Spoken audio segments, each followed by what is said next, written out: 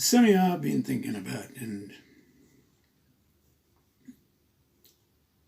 considering what's been going on in the world and things that are kicking off in Canada and in New Zealand, United States, and in Australia. As we've seen in Ireland, we've seen anti-lockdown, anti-mandate protests around and about. And these protests have created a polarization, a divide between science, what's been touted as science, and what has been touted as misinformation. Now, the misinformation, by and large, has been characterized and generally reported in the mainstream media, which is the media that most people would consider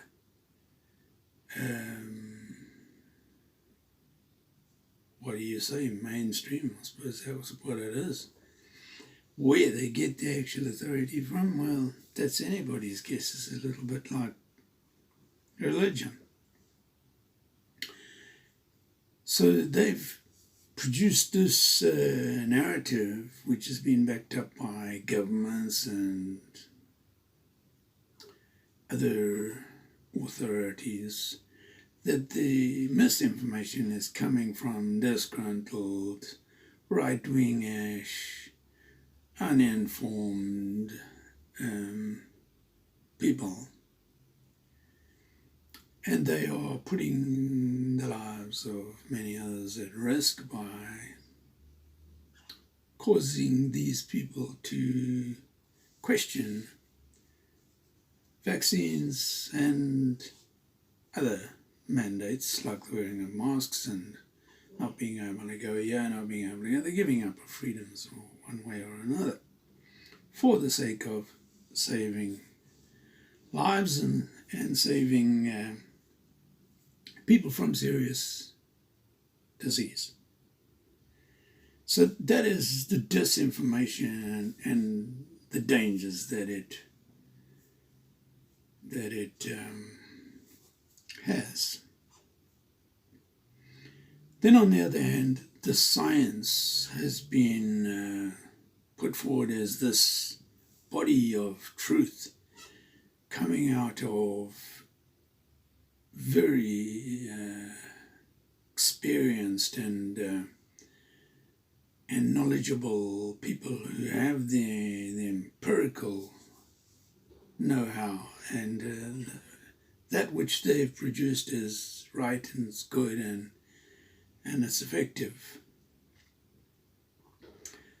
So that is the science side of it, and of course the science has been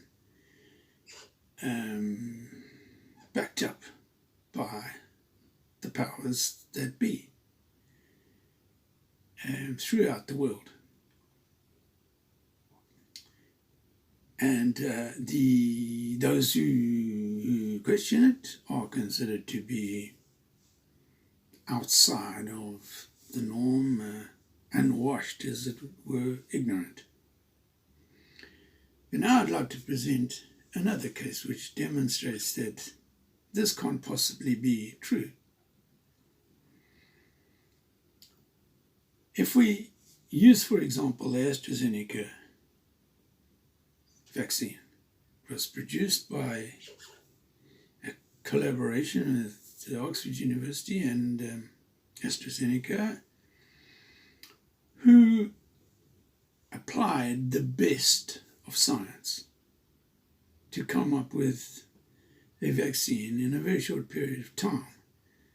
And this vaccine was approved within the United Kingdom, and the United Kingdom started to roll out a vaccine program pretty much unparalleled, apart from what was happening in the US with Pfizer. Lo and behold, something very strange happened in the middle of all this. Well, pretty much at the beginning of it. The president of France, Emmanuel Macron, came out publicly and denounced the AstraZeneca vaccine. Now, he's the president of one of the G7 countries. He's part of this. He's part of the pillars of society and of the very upholders of the science. He came out and discredited AstraZeneca.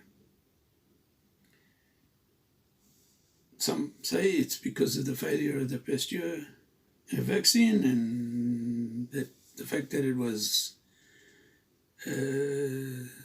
such a loss to France and they were a bit sour, or whatever the reasons were. He came out, world leader, and totally dissed another vaccine. So he dissed the science, he dissed everything about it. Right. The result of that was Australians just refused to have the AstraZeneca vaccine. Said Australia back by 6 to 8 months at least in their vaccination program. Same happened in New Zealand, the same happened in South Africa. South African government took, I think it was in the region of 10 million doses and sold it on to another country because they didn't want it. Based on what? Based on the French president saying that the vaccine was not good, saying that it was dangerous. Now, this is incredible.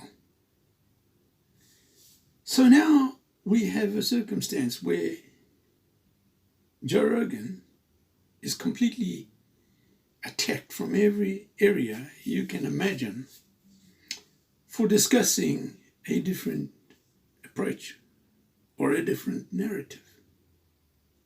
That was disinformation. That was terrible. That was dangerous stuff. He has blood on his hands because he might have convinced a certain number of people. How many followers does Joe Rogan have? How many citizens are there collectively in South Africa, Australia, and all? How many countries in Europe refused the AstraZeneca vaccine because of what the president of France had to say? Has he been censured? Has he been called to task? Has there been an inquiry about what he said?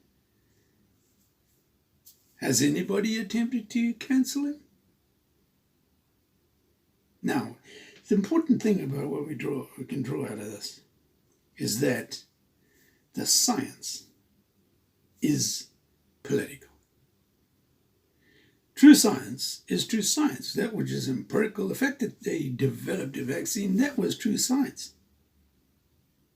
But whether that science is applicable or not is political. So for governments to throw the science at us is totally disingenuous. Because there is all kinds of science. But it doesn't mean I have to accept it.